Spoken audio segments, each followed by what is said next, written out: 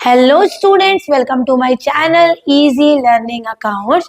और आज की इस वीडियो में हम हमारा नेक्स्ट चैप्टर जिसका नाम है प्लानिंग उसको रिवाइज करेंगे। और हमने प्रीवियसली हमारा chapter number 1 nature and significance of management, दूसरा चैप्टर जिसका नाम था प्रिंसिपल्स ऑफ मैनेजमेंट और बिजनेस एनवायरनमेंट, तीनों ही रिवाइज कर लिए हैं।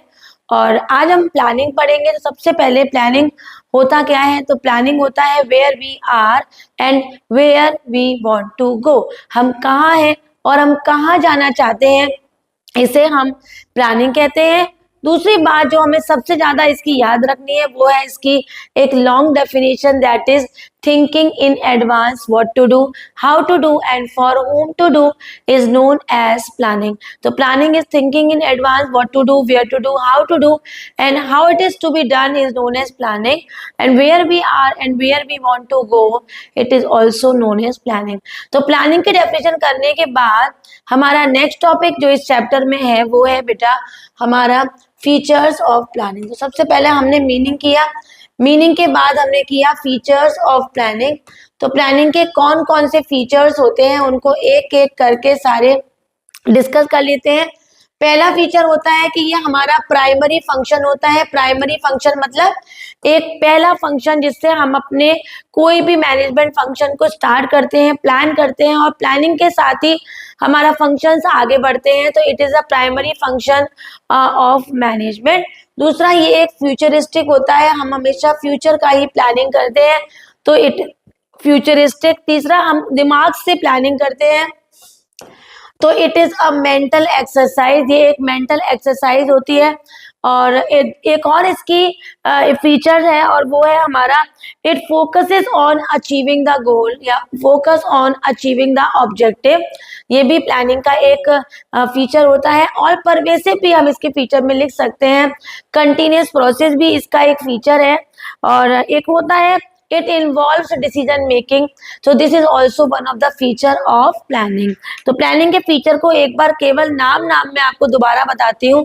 पहला है हमारा फ्यूचरिस्टिक मेंटल एक्सरसाइज, इसके साथ साथ primary function, involve decision making, and focuses on achieving the organizational objective, continuous process, all pervasive। और क्योंकि गोल ऑब्जेक्टिव की बात करते हैं तो इसको हम गोल ओरिएंटेड भी बोल सकते हैं। दूसरा है हमारा पॉइंट, मतलब थर्ड पॉइंट है हमारा कि भाई कौन कौन से हमारे इंपॉर्टेंस है प्लानिंग के।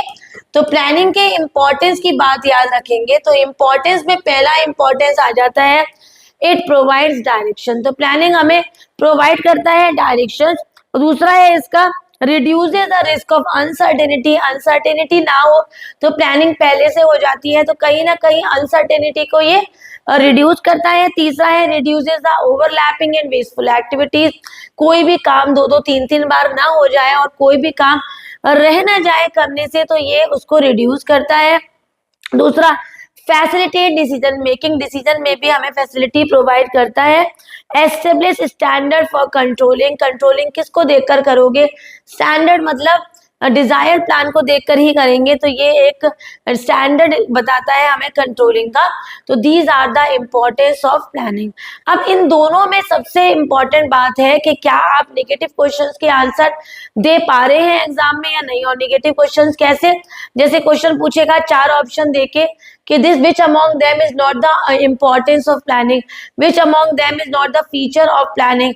तो फीचर्स के पॉइंट सेपरेट तैयार करिए और इम्पोर्टेंस के सेपरेट रेडी करिए, तभी हमारा ये पॉइंट चाहे 1 मार्क्स में आए चाहे ये हमारे 3 to 6 मार्क्स में नजर आए, हम उसको कवर करेंगे। अनलेस अगर हमें उसके सारे पॉइंट्स बताएं तो हमारी कोई भी गलती नहीं होगी, ना तो हम प्लानिंग के फीचर्स में कंफ्यूज हो जाएंगे और ना ही इम्पोर्टेंस में। तो अगर प्रोवाइड डायरेक्शन की बात होगी तो ये हमारा एक इम्पोर्टेंस है। मेंटल एक्सरसाइज की बात होगी तो ये एक वन ऑफ द फीचर है। तो यहाँ पर हमारे फीचर्स और इम्पोर्टेंस डन हो गए। आगे बढ़ते हैं। नेक्स्ट है हमारा लिमिटेशंस ऑफ प्लानिंग। तो प्लानिंग के 2 लिमिटेशंस होते हैं, एक इंटरनल लिमिटेशन जिसको हम केवल लिमिटेशन भी बोलते हैं और एक होते हैं हमारे एक्सटर्नल लिमिटेशन। तो पहले हम इंटरनल या फिर केवल लिमिटेशन के नाम से आएगा तो हम कौन कौन से आंसर लिखेंगे। तो सबसे पहला है कि इसकी सबसे बड़ी बुराई है कि अगर हम किसी से प्लानिंग करवा रहे हैं ना तो हमें उसको पे करना पड़ता है, तो it is a costly process. Planning करने में टाइम भी लगता है बेटा, तो it is a time consuming process.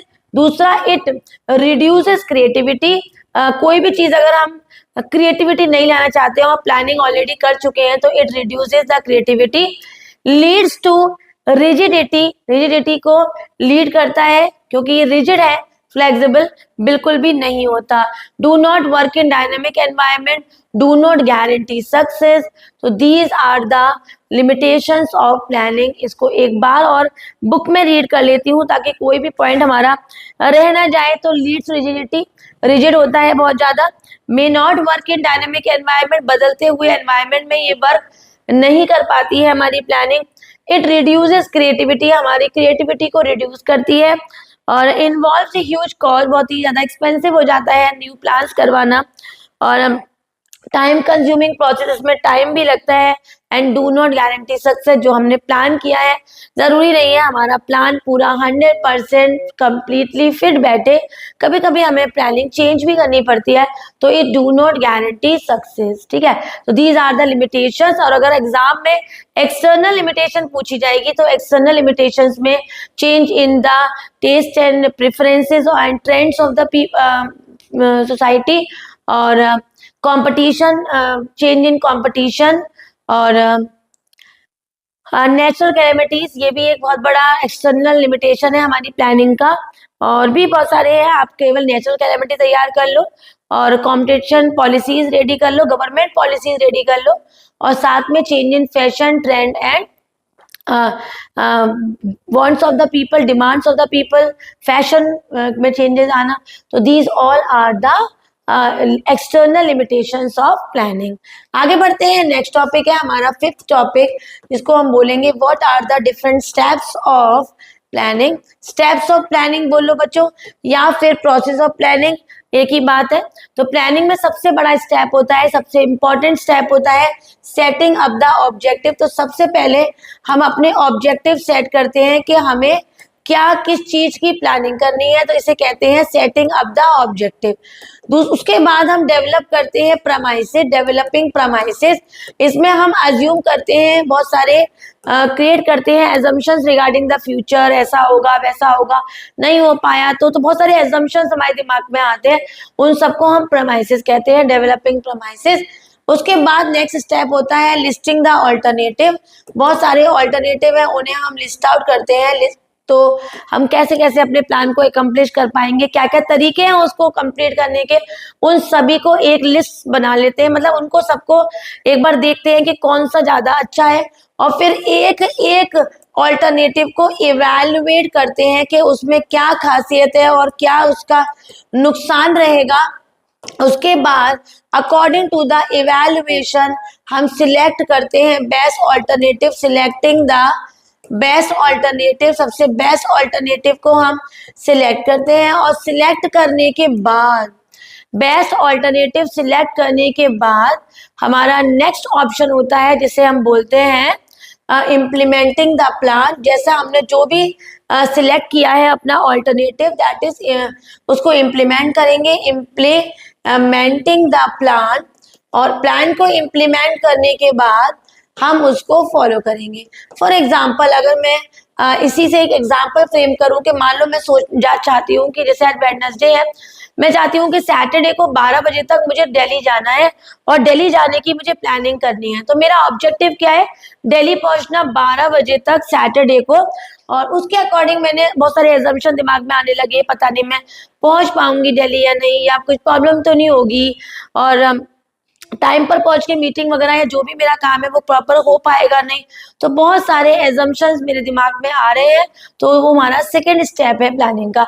अब मैंने बहुत सारे ऑल्टरनेटिव चूज कर लिए कि मैं किस किस ऑप्शन से दिल्ली पहुंच सकती हूँ, ट्रेन से, कार से, बस से, एक्टिवा से, बहुत सारे ऑप्शंस हैं। अब उनको एक एक ऑप्शन को मैंने इवेल्युएट किया, कौन सा अच्छा कौन सा बुरा, फिर उसमें से मैंने एक ऑप्शन को चूज किया जो कि मुझे अच्छा लग रहा है, इकोनॉमिकल है, सस्ता है, टाइम पर भी पहुंच जाऊंगी, बहुत ही ज्यादा प्रॉपर तरीके से मैं अपने डेस्टिनेशन पे होंगी ऑन टाइम।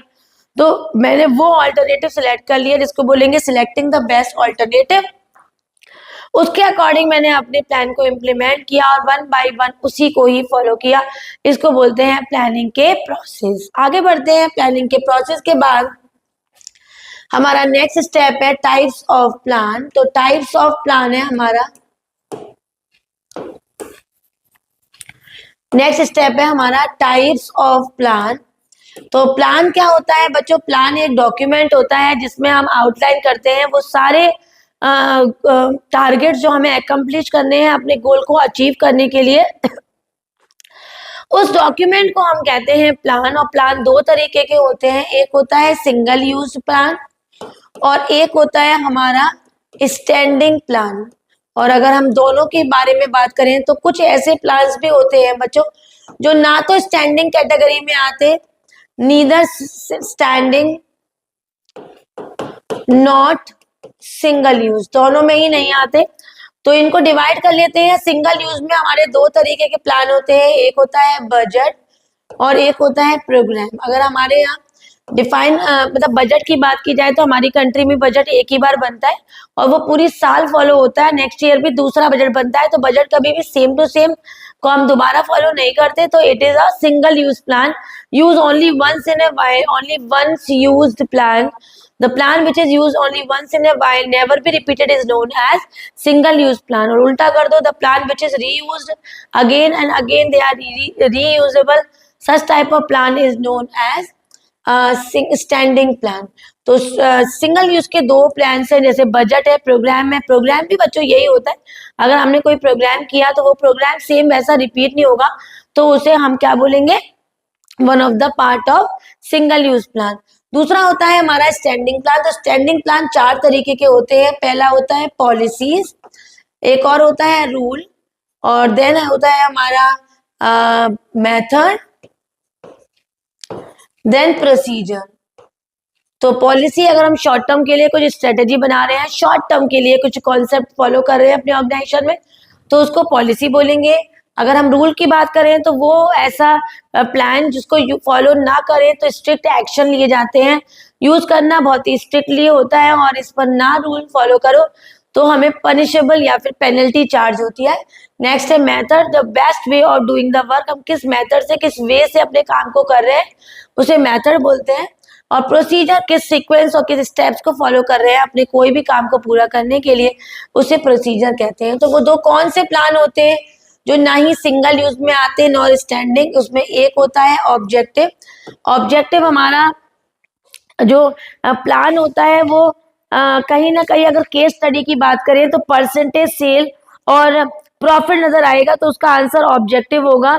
वैसे ऑब्जेक्टिव क्या होता है? Are the goal establish to guide the efforts of the business management should clearly define the objectives of the organisation as a whole to each and every sections and divisions of the organization, because if the objective is properly defined in the organization, then more properly and more smoothly the functions will be done in the whole organization। अगर objective clear है और proper तरीके से define किए गए हैं तो organisation का गोल अचीव करना बहुत ही आसान हो जाता है और बहुत ही इजीली अचीव हो जाता है। और ऑब्जेक्टिव के बाद दूसरा है हमारा स्ट्रेटेजी। तो स्ट्रेटेजी हमारे कॉम्प्रिहेंसिव लॉन्ग प्लान होते हैं जो हम लॉन्ग टर्म के लिए बनाते हैं।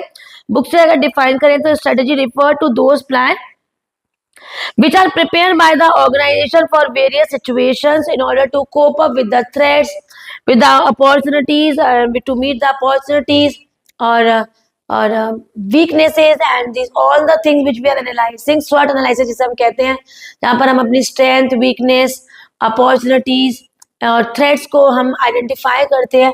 तो ये बहुत जरूरी होता है। तो लंबे समय के लिए, कॉम्प्रिहेंसिव लॉन्ग टर्म के लिए जब हम कोई प्लान बनाते हैं ना बच्चों, तो उसको हम स्ट्रेटेजी बोलते हैं।